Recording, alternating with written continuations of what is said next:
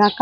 ఎందుకంటే భయంకరమైన వర్షము, వరదలు భయంకరముగా మరి విజయవాడ అయితే కంప్లీట్‌గా మరి మునిగిపోయి ఉన్నది. ప్రజలందరూ కూడా 2, 3 రోజుల నుంచి నీటిలోనే ఉన్నారు. ఎన్నో అవస్థలు పడుతున్నారండి.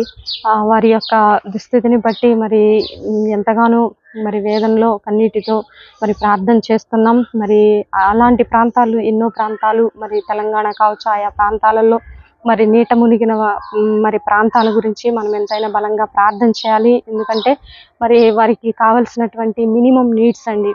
ఆహారం కావచ్చు, మరి వాటర్ కావచ్చు, వైద్యం, ఈ రకరకాల మరి చిన్న చిన్న అవసరాలు ఉంటాయి. మరి వారు చెప్తూ మరి ఎంతగానో దుఃఖిస్తున్నారు. మరి ఆ బిడ్డల కోసం మనం ఎంతో బలంగా ప్రార్థన చేయాలి. పరిస్థితులు అనేవి ఏ టైము ఏం జరుగుతుందో అర్థం కావట్లేదు.